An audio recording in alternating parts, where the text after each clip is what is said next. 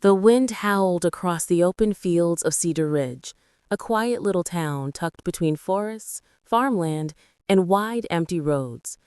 Most days, life moved slowly here.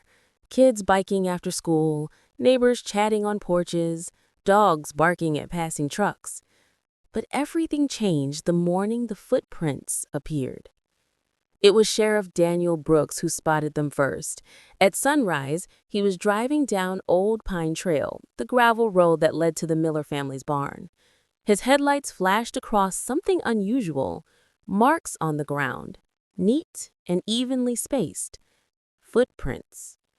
Human ones. Except they started in the middle of the road with no sign of where they came from. He pulled over, climbed out, and crouched. The prints were clear, sharp, like they were made only minutes ago. He followed them with his eyes until he noticed something even stranger. About 20 feet ahead, the footprints stopped, completely, as if the person who made them simply vanished into thin air. Sheriff Brooks felt a chill crawl down his spine. He had lived in Cedar Ridge for 24 years, and never, not once, had he seen something he couldn't logically explain. He took photos, radioed his deputy, and marked the area off. By noon, the town was buzzing with rumors. Chapter 2: The Curious Teenagers. Across town, 16-year-old Chloe Ramirez and her best friend Tyler Grant were glued to their phones in the school cafeteria.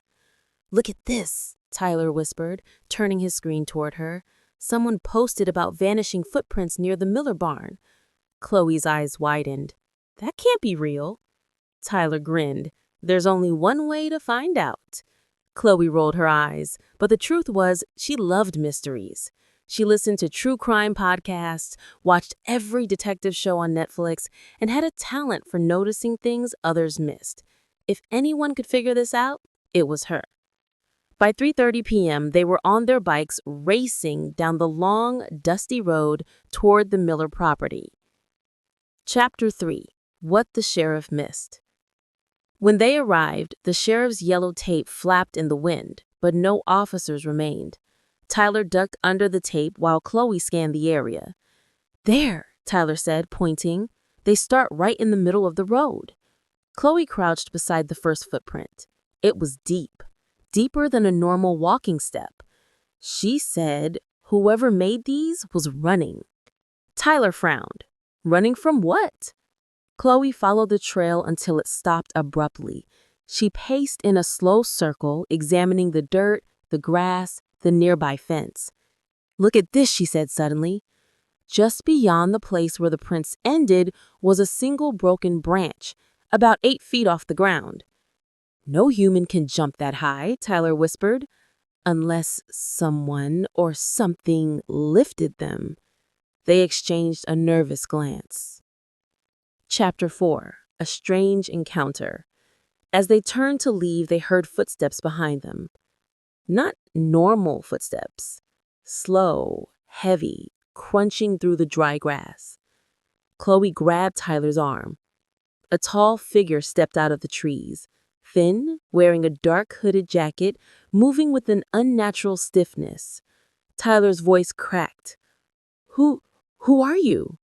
The figure didn't answer. Instead, it pointed toward the sky.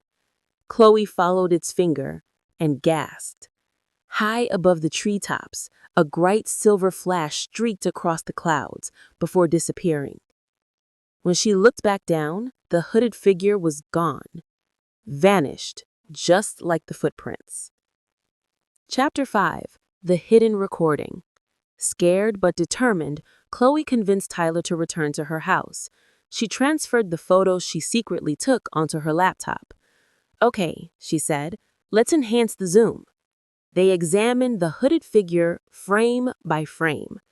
"It looks human, but the posture is wrong," Tyler said. "Like its body, it doesn't move naturally." Chloe nodded. "Look at the shadows. They don't match the sun angle." Tyler's jaw dropped.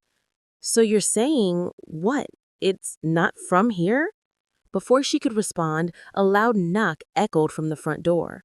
Chloe and Tyler exchanged terrified glances. Chapter 6. Sheriff Brooks's Warning. Chloe opened the door slowly. Sheriff Brooks stood on the porch, his hat in his hands, his expression heavy. "I know you kids were at the Miller property," he said quietly. Chloe swallowed. "We were just curious." "I figured as much." The sheriff stepped inside. "Listen, those footprints aren't the only strange thing we've seen around here lately, and I don't want you two involved. It's too dangerous." He hesitated, then added, "People around town have been reporting bright lights in the sky, electrical outages, animals spooked for no reason, but I don't want the public panicking." Chloe asked, "Sheriff, do you know what's going on?" He looked at her with tired eyes. "I'm afraid I do." And before they could question him further, he turned and walked away. Chapter 7. The Night Storm. That night, a violent storm crashed across Cedar Ridge, lightning, thunder, and wind strong enough to rattle windows. At 1:14 a.m., Chloe was jolted awake by a strange sound, a humming, low, mechanical, pulsing through the walls. She ran to her bedroom window and froze. Above the woods, a huge, glowing shape hovered silently. It wasn't a plane, not a helicopter. It shimmered like liquid metal, shifting shape as lightning flashed behind it. Then she saw them. Footprints. Glowing bright blue, appearing one after another across her backyard as if an invisible person was walking toward her house. She grabbed her phone and hit record. But before the glowing trail reached her doorstep, a blinding flash filled the sky, and everything disappeared. Chapter 8. The Truth Revealed. The next morning, the sheriff was waiting outside her house. "We need to talk," he said. "You saw it, didn't you?" Chloe nodded silently. The sheriff sighed. "Years ago, the government set up a research station outside Cedar Ridge. Not officially, of course. They were tracking unidentified aerial objects seen near our forest for decades. Whatever those things are, they come and go without warning." He paused. "And someone or something travels with them." "You mean the hooded figure?" Tyler asked. The sheriff nodded. "We've seen them before. They never stay long, they're not hostile, but we don't know their purpose." Chloe showed him her video. The sheriff watched carefully. "They're getting bolder," he murmured. "We need to keep this quiet."